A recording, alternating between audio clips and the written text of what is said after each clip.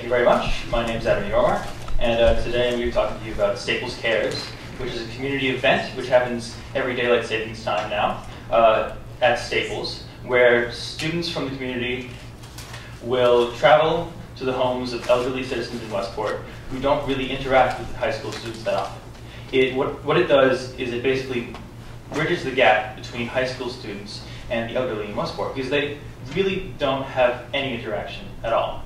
So that's what Staples Cares does. Now, it started at Staples High School, my school, when Mr. Dodig, my principal, gathered my entire junior class in the auditorium to talk to us about our last few years in high school. He told us that we should do things to leave Staples better than we found it. He told us that we should really just push through and finish on a good note and be the best that we can be. And so he pitched us an idea that he'd been pitching to classes in the past, and it was to have someone in the class do some kind of community service event that would bring the community together and to show people just how great Staples students really are. And so I didn't really know what I was going to do, but I knew I wanted to do something like that. And when he pitched the idea, I figured I would jump at the opportunity. So I didn't say anything in the auditorium in front of my entire class, because that would be a little much. But in the following week, I thought about it. I had no idea what I was going to do for a project. Really no clue. I hadn't really organized anything like this. But one day when I was walking through the hallway, I saw Mr. Dodig, where he normally is, as I was walking to lunch. And I approached him and said that I would just be interested in doing something like this. And his eyes lit up, and he was very thrilled to hear that I was actually going to go ahead and go through this. So then came the hard part. I actually had to think of an idea. So it's a difficult situation, actually. So I eventually got my idea. This is my grandmother.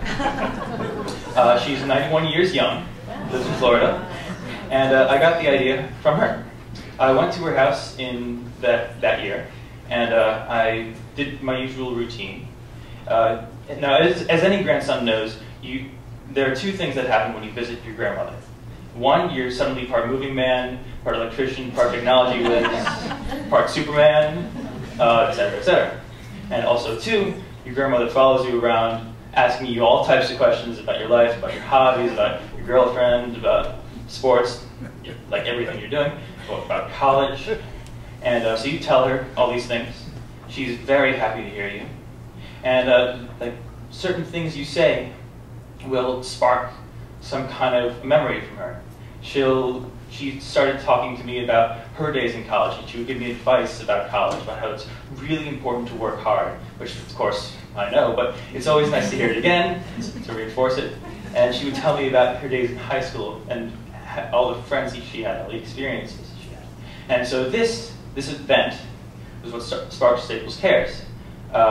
But the actual instance was when I was going from room to room in her house, fixing things, moving things, yada, yada, yada. And I walk into her kitchen, and I see a wooden clock up on the wall. And my grandmother points to it and says that it hasn't been working in a few months, and that she didn't really know how to fix it.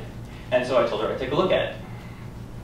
So I took it off the wall. The batteries were dead, and they were a bit of a pain to change. But after a screwdriver, some fresh batteries, and some clock setting later, it was back up on the wall, and ticking just like new. And so that was really what gave me the idea. Why don't we just go and do that in Westport? Why don't we give people in Westport the same experience that I had with my grandmother? So the first thing I did was I thought of the plan. I typed it out, drew up a whole plan of all the things that we would do, where we would go, who we'd talk to, how we get this done, how we get the word out there. And I pitched it to my principal, Mr. Dodig, and he was very thrilled with the idea. And so then I started to actually organize it. There are two things you need that are really important. One, you kind of need the students to go to the houses of the senior citizens in Westport, and you also need the houses for them to go to, otherwise what would the project be? So getting the students to sign up was actually pretty easy. What I did was considering that a bunch of them were people I knew personally, it was very easy. But I set up a website Google has tools for everything, so it's really easy. Set up a website, set up a form, put it online, talk to a few friends, got a plug on the morning television show, and after that, students signed up, and well, yada yada yada. I magically had an email list of all the people I had that day. But that was the easy part. The hard part was getting the senior citizens to sign up. Now, I confirmed what I had already predicted, that there really wasn't a connection between students and senior citizens. So I didn't know anyone. I didn't know people. There were no students that I knew that had this connection. So I had to call people. I made lots of phone calls. I called churches. I called synagogues. I called people that I was referred to. I did a lot of networking. And eventually, I signed up a few people, but it wasn't enough. It wasn't the same number that I wanted to sign up. So I continued networking, and eventually, it led me to a woman in town hall in the Human Services Department who was in charge of some of the senior citizens in Westport. Part of her job was to kind of look out for the seniors in Westport who are living at home alone, who might need a little help from time to time, just to check in and see that they're doing okay. So she had a long list of all the people that we're looking for. So I called her up, had a few phone calls, went in to meet with her. She seemed thrilled with the idea. Then she started making phone calls to all of them, and she would let them know that I would be calling her. And then she gave me the list of people who said they would be okay with it, and I started making lots and lots of phone calls. Then I learned what it was like to be a phone solicitor. You call up these people, and I had one man who answered the phone like, "What are you selling?" And I was a little bit taken aback by that. And eventually, I convinced him that I wasn't selling something to him, and I told him about the event.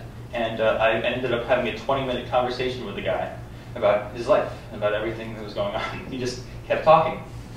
And he just wanted someone to talk to. And I listened. My dad always told me that some of the best conversations you have are when you just sit back and you just listen to people. And it really was interesting. I enjoyed that whole conversation. There were a few other conversations I had with people that lasted just as long. None of them really knew what the internet was, so I could just keep making phone calls. But eventually I signed them all up. I had all the information I needed. I asked them when they were available, and we coordinated. All right, so then once all the groups were made, we had students make their own groups so that they would be with people that they liked and people they cooperated well with. We met in the morning, had a little bit of breakfast because teenagers love food, and we went out to their houses, and we just went and we changed their clocks, changed the batteries in their smoke detectors, installed smoke detectors if they needed them, and we talked with these people. And just like I had interacted with my grandmother in Florida, these groups talked with the people and went from room to room, doing exactly the same thing that I did, changing clocks, etc. And we just listened, and we talked, and we had conversations. And now, on the surface, this project is just about helping the senior citizens with a task that they might not be able to do. They're not physically able to go and move these things and get things down off the high shelves like we are. So it's very easy for us, difficult for them, and that's on the surface. But the real core of this event is talking. It's just about connecting these two groups which don't speak. And there was this one man whose house we would visit, and on the walls were pictures of his past. There were pictures of the places he'd been to, the people he'd seen, the people he'd met. There were little tchotchkes on the shelves, places he'd been to, souvenirs.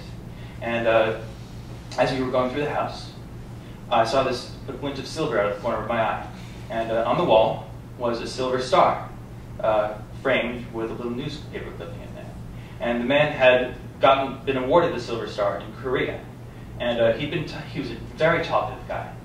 And he'd been talking to us about the Staples basketball and football games, which he was an intense enthusiast about.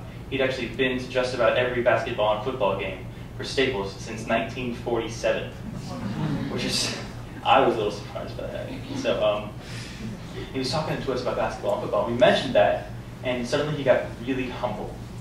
And he just said a few sentences about it, and we just read the article, and we were amazed at what he had done. And his experience in the war was incredible. So that was just one experience that we had. We went on to the next house, and there was a woman who had Parkinson's. She diagnosed with Parkinson's a few years ago, and she had been a painter. And all lining her walls were paintings that she had painted, that her children had painted, that her grandchildren had painted, so it was a family thing. And this is one of the paintings that she had. It's a picture of a tugboat in Westport. Now, me having lived less than 2 decades, this was kind of unusual because I'd never seen a tugboat in Westport. But apparently, when they stopped dredging the river, that's when these went away. But this used to be a common sight, apparently. So I asked about all her paintings, but I kept coming back to this one. I don't know why. I felt like it was interesting. And she told me about it, told me about where she painted it, everything. And she saw that I was so interested in it that she shuffled through her room and gave me the only copy of the original that she had.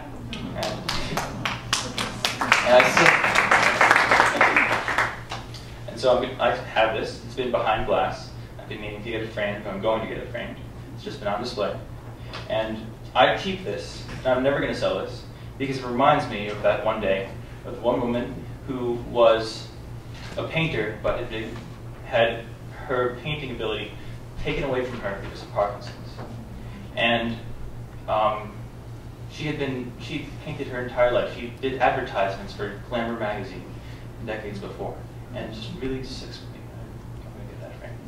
So at the end of the day, the students called me up, told me that they had finished. A few students came back to return extra batteries and extra smoke detectors that they didn't use, and they all had smiles on their faces. They all enjoyed their day. And a few days later, a couple letters started arriving in the mail. And they were sent to my principal, Mr. Dodig, and this is just one of them. I'm going to read it to you. Dear Mr. Dodig, I wish to express my appreciation for the 3 wonderful students from Staples Cares who came to replace batteries in 4 smoke detectors and 1 complete detector, which was dead. They were professional, intelligent, quick, and knew exactly how to proceed. They volunteered to go an extra step in resetting clocks and an answering machine for daylight savings time, March 13th. At age 88, I am not able to get up on a stepladder easily. It is a joy to meet students involved in our great educational system. So, there are a bunch more letters. And they just serve as proof that this really impacted both the students and the seniors. They appreciated it as well.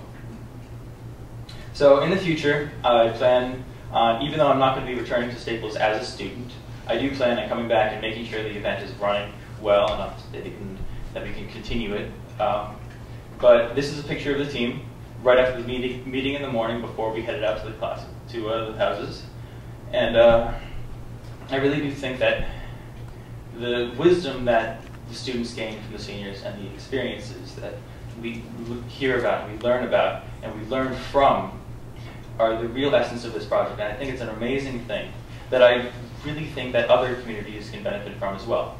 So recently, I created another website, ourschoolcares.org, so that other schools, other than Staples, can have projects similar to Staples Cares.